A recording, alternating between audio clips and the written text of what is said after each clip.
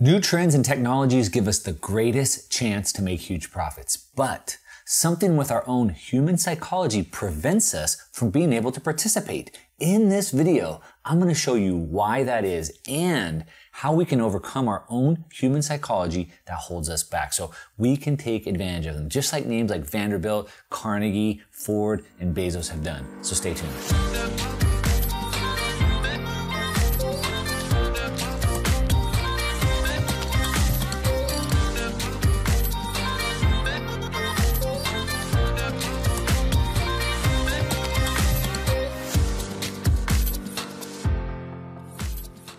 Welcome back. Today we are going to talk about one of the really big things in our own human psychology that really prevents us from being good investors.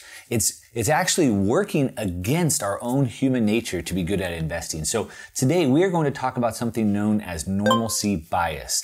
And what normalcy bias is it's basically us believing that whatever is existing now, whatever is current now in our reality is going to continue that way. It's a bias referring to a mental state causing people, specifically around disasters. They don't believe this disaster could happen to them. They don't believe this hurricane coming is going to wipe them out. They don't believe that this flood is going to take their home out, etc.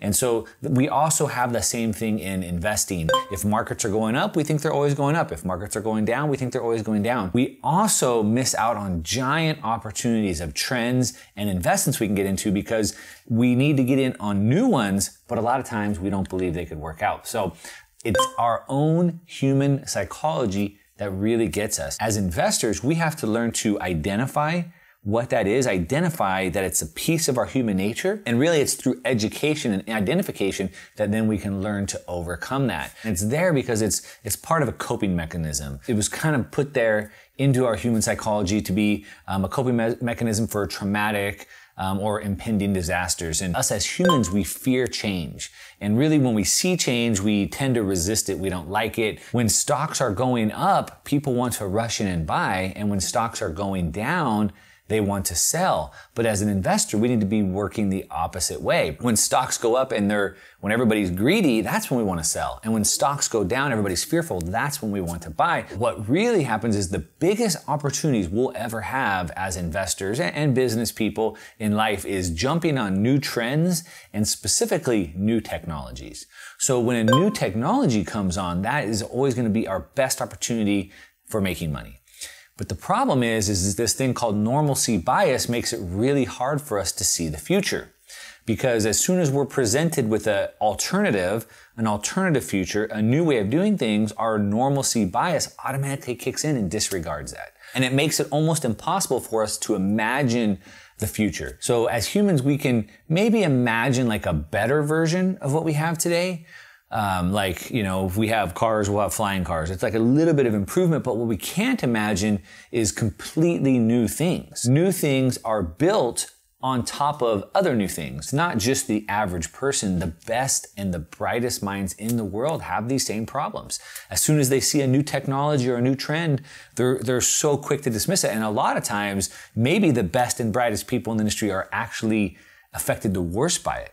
Maybe because they're so ingrained into what they are, they have a harder time getting past their normalcy bias than the average person. So let's take a look at just a couple. We have Albert Einstein here. He's maybe regarded as, the smartest person ever. In 1932, he said that there's not the slightest indication that nuclear energy will ever be obtainable. Of course, we know that today we get a lot of our energy from nuclear energy. In 1946, we had Darryl Zanuck, and he was the co-founder of 20th Century Fox. So of course, 20th Century Fox, they make all the movies, TV shows, and he was a co-founder of that, but he said televisions won't be able to hold any market it captures after the first 6 months. So in 1946, he said TVs would never hold a market. He was a movie guy. So he was a movie guy and he didn't think people would want to have TVs in their home. In 1959, IBM went to Xerox. Xerox makes the copy machines, and they said, quote, the world potential market for copy machines is 5,000 at most. Boy, did they get that wrong. There's copy machines in every office and home these days. Ken Olsen, the founder of Digital Equipment Corp, a computer corporation, in 1977, he said there's no reason for any individual to have a computer in their home. In 1977, it was crazy. Why would someone need to have a computer? There's no need for that. But of course today, not only do we have a computer in every home, we have multiple computers in every home, we have computers in our pocket, right? Our phones are more powerful than any computer ever was back then. Bill Gates, the founder of Microsoft, one of the richest men in the world, in 1995 was quoted saying, "The internet is a passing fad." Now, of course, today, we can't imagine living without the internet, but in 1995, even Bill Gates thought it was kind of ridiculous and it was going to be a passing fad. In 1995, we also had Robert Metcalfe. You might have heard Metcalfe's Law. It's about networking. He's the father of the Ethernet, which is like internal networks. And he said, "I predict the internet will soon go spectacularly supernova, taking off, and in 1996 will catastrophically collapse." So in 1995, he thought by 1996, the internet would be done. This guy knew what he was talking about. There's the law of networking is built off of his name, Metcalfe's Law, yet he thought the internet would collapse. In 2007, Steve Ballmer, he was the CEO of Microsoft at the time. And 2007 is when Apple first introduced the iPhone. What we're going to do is get rid of all these buttons and just make a giant screen. The iPhone was revolutionary at the time. It had no buttons on the front, it had internet connectivity, and he said there is no chance the iPhone is going to get any significant market share. And of course, we know how that turned out. The iPhone changed everything. It put the internet in everybody's pocket. We need to learn to be contrarian. Contrarian means we have to go against the status quo. We have to go against the flow. You might have heard of the Rothschilds.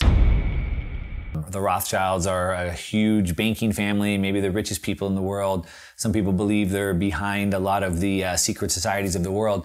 And Nathan Rothschild was one of the 5 original Rothschild sons, and he was eventually at one point the richest person on the planet.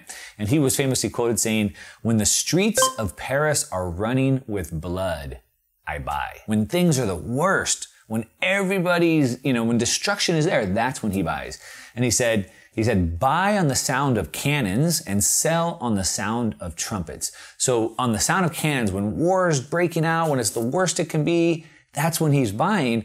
And when trumpets are being sound, when the war has been won, that's when he wants to sell. So that's what we can learn from one of the brightest people in the space. Now, if you're liking this content, make sure to give me some thumbs up and subscribe to the channel. If you don't like the content, leave me some thumbs down and tell me why.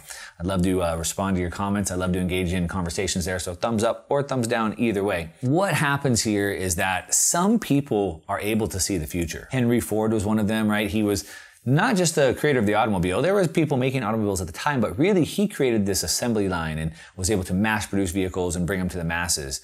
One that I really like is the founder of Netflix. Go to Netflix.com. Make a list of the movies you want to see. They named the company Netflix. It launched in 1997, the same year that the DVD came out. But they named the company Netflix as in internet movies, right? Netflix, internet movies, being able to stream. But in 1997, it wasn't possible to stream.